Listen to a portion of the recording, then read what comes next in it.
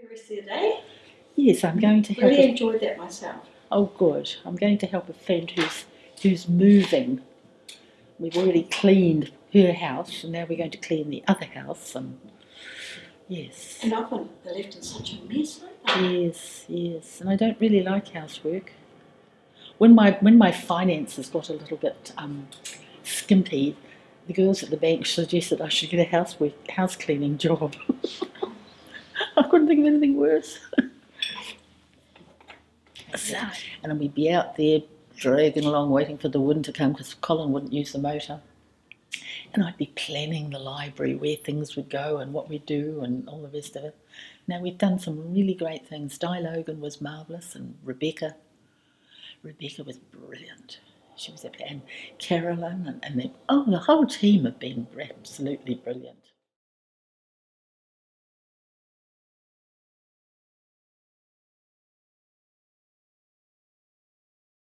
How do you decide to cull the books?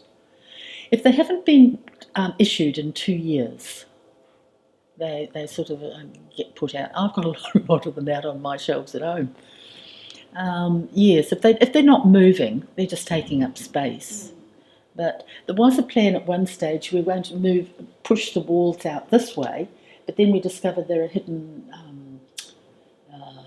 streams, or whatever you call them, in the bags here and there, not totally stable.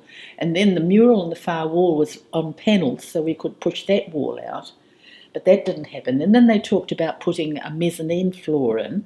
But, I mean, this was just a cheap building, and the kiwi fruit poles probably wouldn't hold it up. So that's when they started looking around for new sites. And they had about 4 sites. They got costings for all of them. There was up at Diggleman Park. There was down here in Talisman Drive, where it's all so wet. And I don't think they ever came up with this one over here. But we'd gone around, Barbara and I don't know whether anybody else went.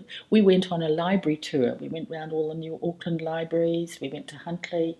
We picked up ideas of what they did and all the rest of it, and how we were going to have it in our library. Don't think it's going to be like that at all, unfortunately. There were some great ideas we got, but it hasn't happened. Is the library going to stay here?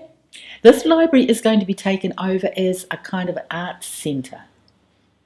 Open Air Art are going to be in charge. They've taken on the lease of it, and they're going to run it. The visitor centre will stay here. And where will the new library be? Oh, over there. Have you not When's seen that it? happening?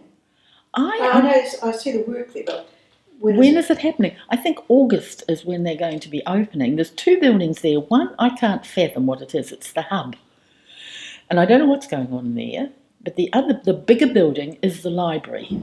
And thanks be, they're going back to a non-shared service. So the librarians won't be doing council stuff, and the council staff won't be doing library stuff. Hooray! So the hub will be like the information centre? No, I think the information centre is going to stay here. I don't know either. And it's going to be a gallery, it's going to be a theatre, because, we've got the Kitty Theatre Group, we've got Open Air Art, we've got the Little Blue House with the artists and all the rest of it. I think all that is going to come in here, and it's going to be, I read about it somewhere recently, and it's going to be a kind of an arts centre, which I think is a great idea. Yeah. And it'll be the archives and the library and the council in one building, but I'm not sure what the other building is. I haven't sort of found that out.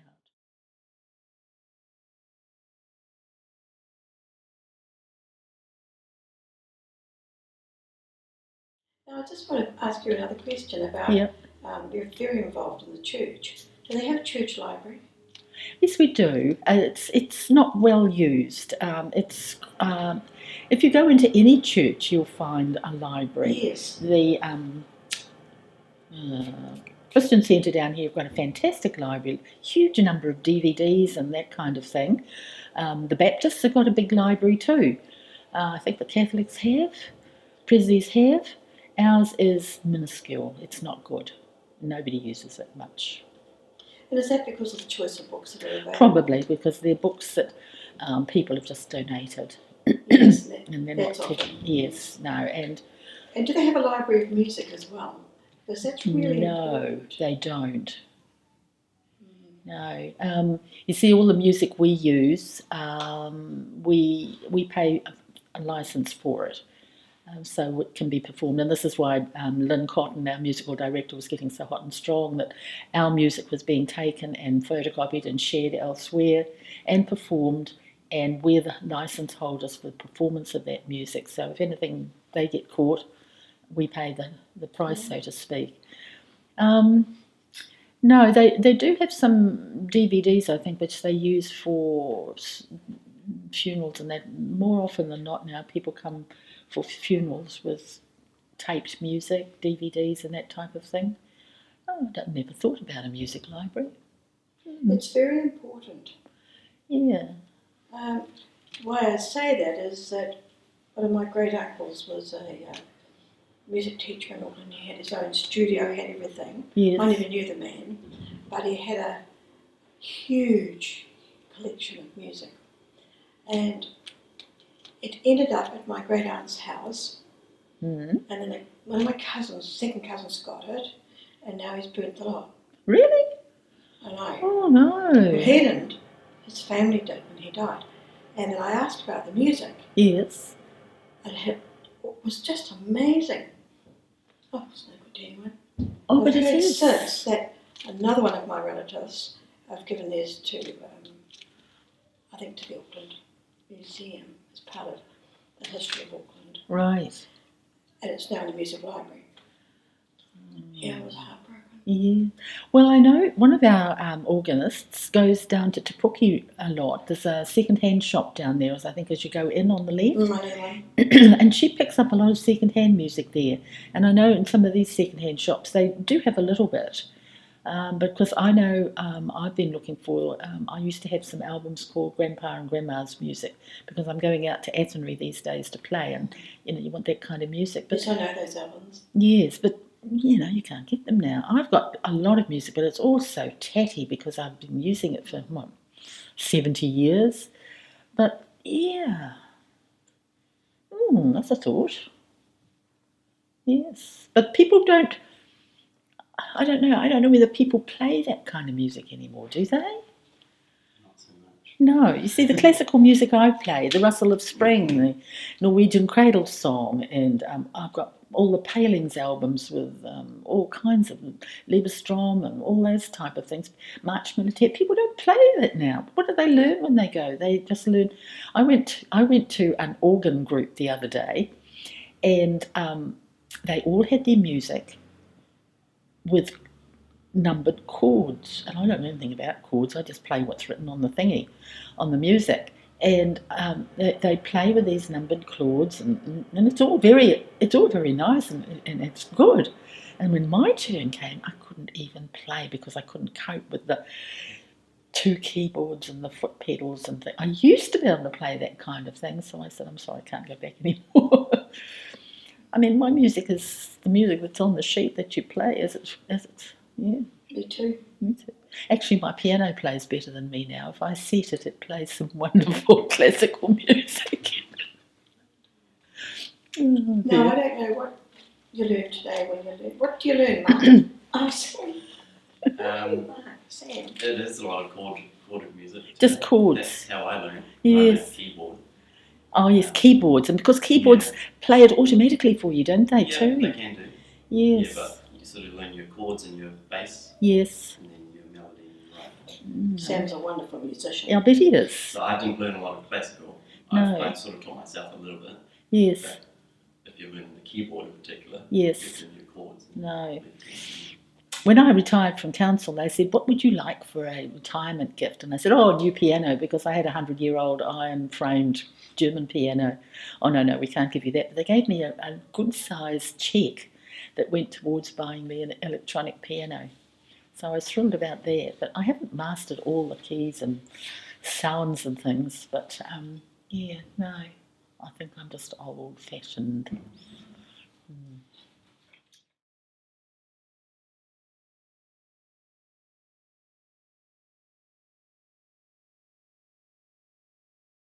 Question? Yes. About libraries. Yes. And like the future of libraries, I guess in particular Katikati Library, new library being built. Yes. What do you sort of see as the future of of libraries? You've mentioned e-books, that sort of Yes, I think there'll always be a future of libraries as a repository in many ways for history.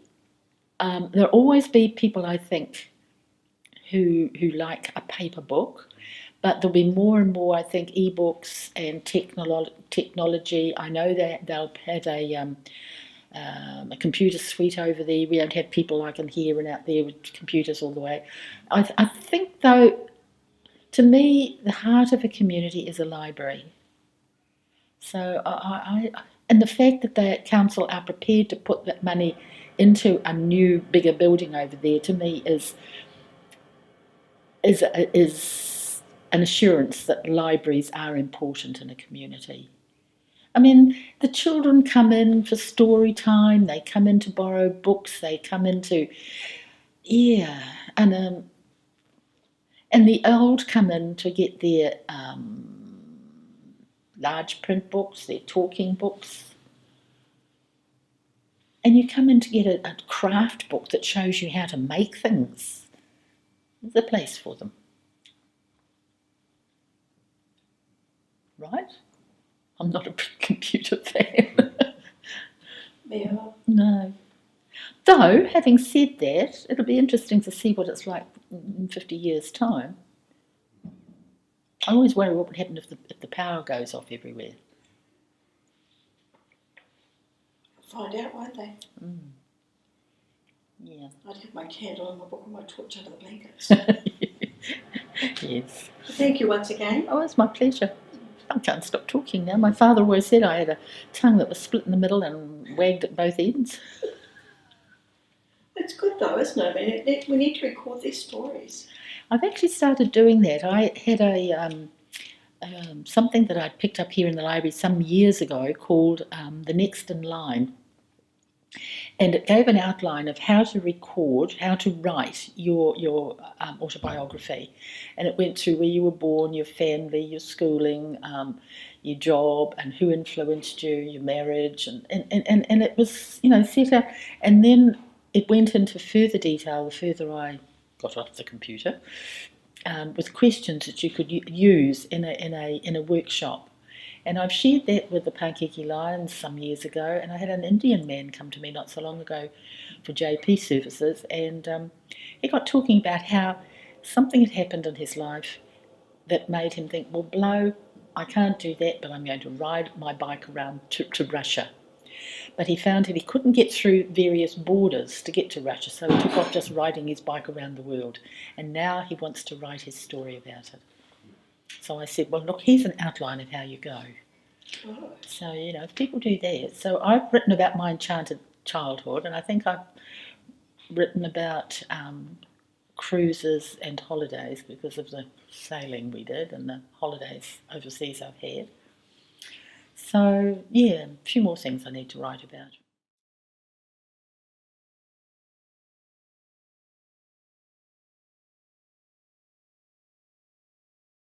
Up and down the coast here.